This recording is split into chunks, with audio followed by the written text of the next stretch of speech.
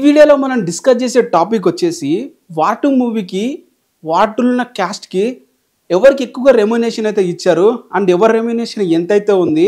రీసెంట్గా ఒక బాలీవుడ్ మీడియా అయితే వీటిని అయితే నెంబర్స్ని అయితే బయట పెట్టడమే జరిగింది. ఎందుకంటే బాలీవుడ్లో ఏ స్టార్ హీరో దగ్గర నుంచి ఏ ఇన్ఫర్మేషన్ మీడియా ఆర్టికల్ వచ్చినా కూడా కొంచెం జెన్యునే ఉంటాయి. మన తెలుగులో అయితే ఇష్టం వచ్చినట్లు రాసుకుంటారు ఒక యాక్టర్ మీద, కానీ బాలీవుడ్ వాళ్ళు అయితే రియల్గా ఉన్న ఫిగర్స్నే వాళ్ళు మ్యాక్సిమం వాళ్ళు కాంటాక్ట్ అయ్యి వాళ్ళ దగ్గర తెలుసుకుని అయితే చేస్తారు.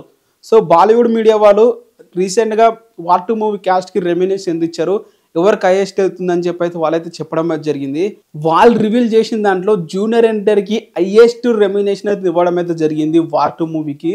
అండ్ ఎంత ఇచ్చారు ప్రతి ఒక్కరికి లిస్ట్ అయితే మీకు క్లియర్గా ఇస్తాను, ఒకసారి చూడండి. ముఖ్యంగా మనం డైరెక్టర్ దగ్గర నుంచి మాట్లాడుకోవాలి. అయాన్ ముఖర్జీ గారు డైరెక్టర్. ఒక డైరెక్టర్ అనేది మూవీకి ఎంత ఇంపార్టెంటో ఈ అయాన్ ముఖర్జీ కూడా హిందీ డైరెక్టర్, ప్రీవియస్గా 2 మూవీస్ కూడా హిట్ అయ్యాయి కాబట్టి తన రెమ్యునేషన్ దాదాపు 30 కోట్లు అయితే ఉందని చెప్పాలి ఈ వార్ 2 మూవీకి. ఎందుకంటే ఒక డైరెక్టర్ అనేది మూవీకి ఎంత ఇంపార్టెంటో వాళ్ళకి ఇచ్చే రెమ్యునేషన్ బట్టి క్లియర్గా అర్థమవుతుంది. మన రుతిక్ రోషన్ గారి అలాగే కిరణ్ అద్వానీ గారు చూసుకుంటే కిరణ్ అద్వానీ గారికి దాదాపు 10 కోట్లు అయితే రెమ్యునేషన్ అయితే ఇవ్వడమే జరిగింది. యూజువల్గా హీరోయిన్లు అందరికీ కూడా ఇంతే రెమ్యునేషన్ అయితే ఉంటుంది బాలీవుడ్ ఇండస్ట్రీలో. ఎక్స్పెషల్లీ ఎందుకంటే వాళ్ళ దగ్గర నుంచి స్క్రీన్ షో ఎక్స్పెక్ట్ చేస్తారు అండ్ కిస్ సీన్లు ఎక్స్పెక్ట్ చేస్తారు. ఇవన్నీ చేయాలంటే వాళ్ళు మామూలుగా చేయలేరు కదా, ముఖ్యంగా స్టార్ హీరోయిన్ లాంటి వాళ్ళు. సో వాళ్ళ దగ్గర నుంచి ఇన్ని కోట్లు అయితే రెమ్యునేషన్ అయితే తీసుకోవడం జరుగుతుంది. మ్యాక్సిమం మన తెలుగులో వచ్చేసి అయితే 2-3 crores దగ్గర ఆగుతారు. బట్ బాలీవుడ్ వాళ్ళైతే 10 crores వరకు అయితే ఎక్స్పెక్ట్ అయితే చేస్తారు, వాళ్ళు అలాగే తీసుకుంటారు.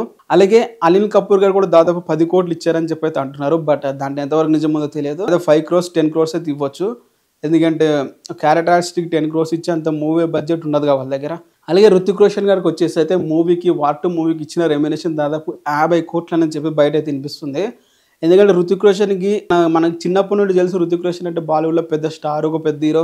క్రిష్ మూవీ కానీ, ధూమ్ మూవీ కానీ ఇవన్నీ చూసి తనని ఇష్టపడ్డాం. బట్ సల్మాన్ ఖాన్, షారుఖ్ ఖాన్, అమీర్ ఖాన్ అండ్ అజయ్ దేవ్గన్ ఇలాంటి హీరోస్తో కంపేర్ చేస్తే చాలా తక్కువనే చెప్పాలి. ఎందుకంటే అక్కడ ఉన్న బాలీవుడ్ హీరోలో చివరి వాడనమాట మన రుతిక్ రోషన్ అనేవాడు. ఎందుకంటే తనకి ఓపెనింగ్స్ ఉండవు అండ్ కలెక్షన్స్ కూడా పెద్దగా మూవీస్కి అయితే రావు. తనకి రెమ్యునేషన్ కూడా అంతే తక్కువ అయితే ఉంటుంది ఒక స్టార్ హీరో అయినా కూడా.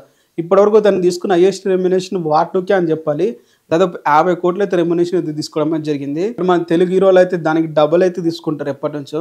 దేవర మూవీకి అలాగే మన RRR మూవీకి జూనియర్ ఎన్టీఆర్ గారు దాదాపు 75 కోట్లు తీసుకోవడం అయితే జరిగింది. దేవర మూవీ కూడా దాదాపు 75 కోట్ల పైగానే తీసుకోవడం అయితే జరిగింది.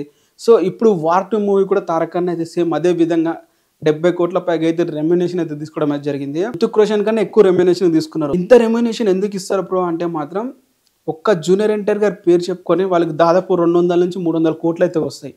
ఎలానో చెప్తాను వినండి. ఫస్ట్ వచ్చేసి మూవీని సాటిలైట్ రైట్స్ అయితే అమ్ముతారు, అలాగే OTT రైట్స్ అయితే అమ్ముతారు. అక్కడ జూనియర్ ఎన్టీఆర్ అనే పేరు దేవర మూవీకి 155 కోట్లు పెట్టి నెట్ఫ్లిక్స్ వాళ్ళు అయితే కొన్నారు. అలా రెమ్యునేషన్ ఇవన్నీ పక్కన పెట్టి ఓన్లీ నెట్ఫ్లిక్స్ వాళ్ళే 155 కోట్లు పెట్టి కొన్నారు.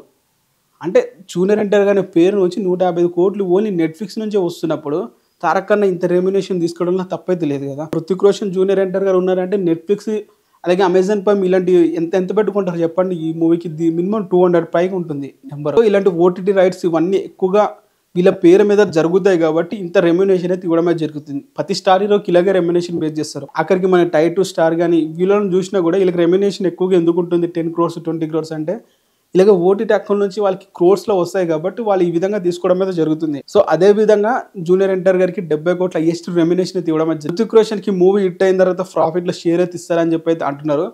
బట్ అది ఎంతవరకు నిజమో తెలియదు. ఎందుకంటే యశ్రాజ్ ఫిలిమ్స్ వాళ్ళు ఒక ప్రొడ్యూసర్ కూడా అంటున్నారు వార్ 2 మూవీకి రుతిక్ రోషన్.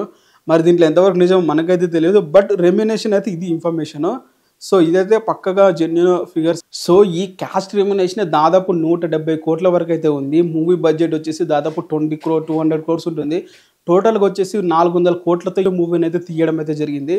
మరి మూవీ ఈ రేంజ్లో ఇంత బడ్జెట్ పెట్టి తీశారంటే మినిమంగా 1000 కోట్లు వస్తే కానీ మూవీకి అయితే హిట్ అని అయితే చెప్పుకోలేము. 1000 కోట్లు వచ్చే ఛాన్సెస్ కూడా ఎక్కువగా అయితే ఉన్నాయి. మరి ఎక్స్పెక్ట్ చేద్దాం 1000 కోట్లు వస్తాయో లేవో అనేది అయితే వాటి మీరేమనుకుంటారు దీని మీద కింద కామెంట్